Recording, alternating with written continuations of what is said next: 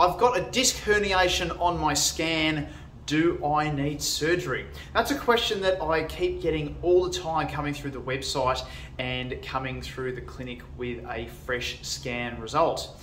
Now, I'm here to tell you that disc herniations do not automatically mean that you need surgery, okay? It does not mean that at all. What it means is that you've got a disc herniation and we need to do something about it to relieve the symptoms and get you back functioning once again.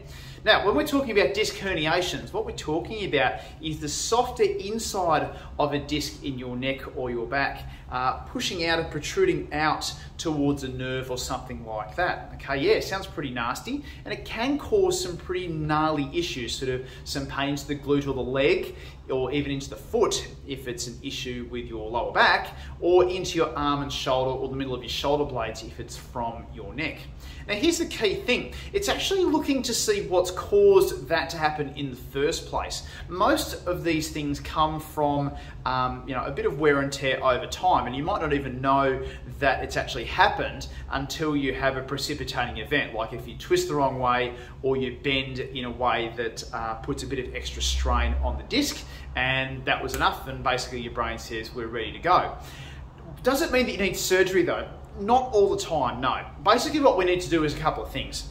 First, we need to get movement as best as we possibly can. Okay, so we need to get some more arching back. We need to get some more side to side movement to get it all moving nicely through your back. Okay, getting the muscles going, getting the joints going. What we'll generally find is if we've got pain in the leg or in the glute, is that the pain will reduce back towards the lower back as it's getting better, which is something to look out for. Also, if you've got a disc herniation, sometimes what we need to do is we need to change the way that you move so that it's more efficient, okay? So it might not be advisable to start with to get some more bending into your back, bending forward. It may well be that we need to change the way that you move at the hips so that you're able to move better. So it may well be getting you to learn a movement called a hip hinge or a movement called sort of hip flexion to get some more movement happening at that ball and socket joint in your hips rather than too much happening at the lower back to start with, okay? We actually saw a person this morning who came in with a questionable disc issue that came on all of a sudden, and just by teaching movement through the hips, we're able to get a lot more efficient movement, sitting to standing, for example, and also getting out of bed. And the plan of attack for this person will be then to introduce gradual spinal loading once again and some strengthening using the Med-X machine to get some more bulk around those muscles of the spine. So there's a lot of different things that we can do when there's a disc herniation before we consider the surgical option. Now, when is surgery warranted? That's probably a really good question. Surgery is warranted when the pain is constant and unremitting, okay? There is no position that you can get into that will make it feel comfortable, okay? That's number one.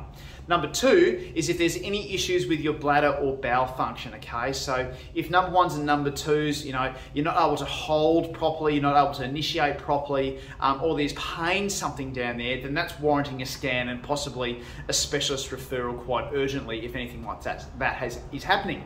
And the third, of course, is if we're treating conservatively and nothing is changing. So if you've got the right diagnosis, you're getting the good treatment from someone reputable, from a physiotherapist, from someone who knows what they're doing, and it's not getting anywhere, then of course a neurosurgeon referral may well be the way to go. And there's some excellent neurosurgeons here in Brisbane that can help through if that is the case.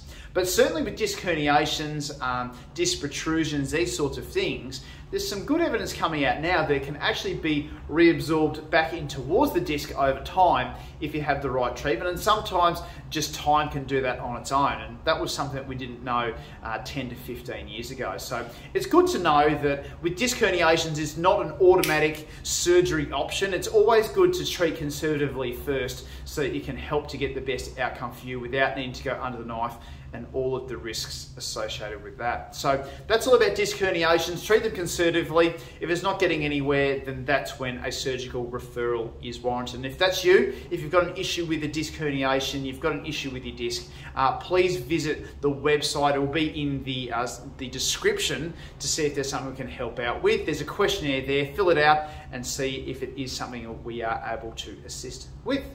I hope that's been helpful, and we'll see you again next time. Cheers and bye for now.